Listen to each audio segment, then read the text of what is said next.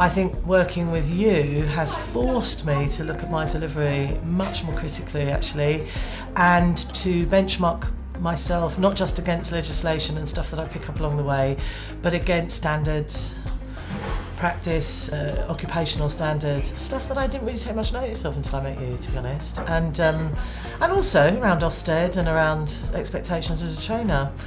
Changed my skills dramatically. I was always resistant to PowerPoint, for instance, and now I will use any technology required to improve the learning.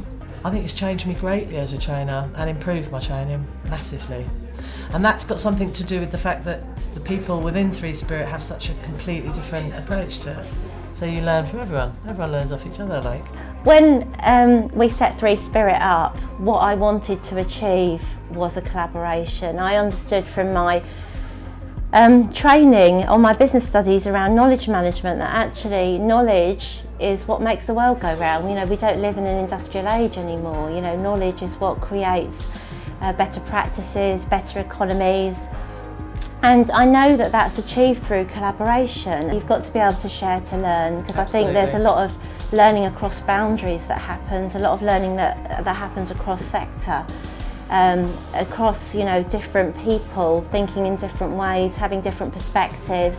And I think that the infographics enable us to kind of put our ideas out there. I don't think any of us actually would do this job, if you like, in inverted commas, without actually caring about the staff that we actually support, but also caring about the care that is delivered to the client group at the end.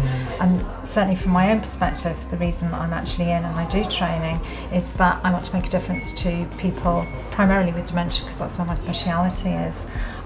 So we care, and because we care through our training, then hopefully the people who come on our training actually will then have a good training experience, and hopefully it will actually start and build their confidence for when they actually go back to deliver the care, the hands-on type of care. I think what we do a lot of in our training is to get people to challenge head-on their feelings and emotions about the people that they work with and the people that they support.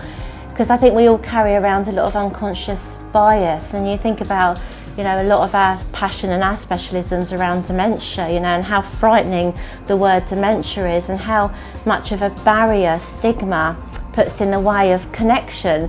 Actually, critical reflection in training is really important. It's part of it. It's not all of it, but it's part of it. And also we critically reflect on our training all the time. It constantly gets changed, adapted, Absolutely. bespoke. And that's constantly redressing a subject. You know, I mean, I'm sure it's quite easy to knock out a programme and train it the same way for 5 years, but we've never done that. Well, I think we're great at listening to our audience, aren't Exactly. We respond to any feedback from any of our learners, and also what they tell us is what's actually happening on the floor when they're actually carrying in the practice. clients. Does it make sense in practice? Yeah. Absolutely. Will it work? I don't think there's Yeah. any point in just teaching people legislation. It has to be, how's that then working at work? Yeah. It's always interesting looking at the outcomes of your work, of your training, because it helps you then to understand, you know, where you need to make the change to improve. But I think having an honest and critical approach is really important. I don't think there's enough honesty in our industry, and there's certainly not enough collaboration.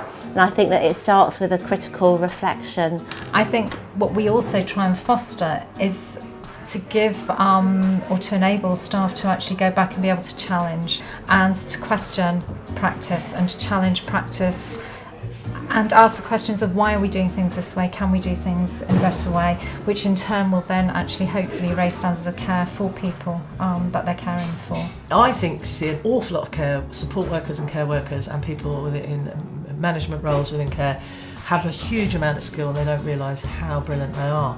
And I think one of the important roles of a training organisation like ours is capturing their skill and their ability and reminding them that they're fantastic actually, and that even though law might be an accident, law's not written for people, it's written about people, it's written for lawyers, but there are ways to interpret it, and we can, and there's great papers out there that help us do that. And as a training organisation, I think we're pretty good, all of us, at looking at the law, looking at the white papers that might underpin it, the government concordats, the directives, and looking at policy and looking at how all of those influence practice.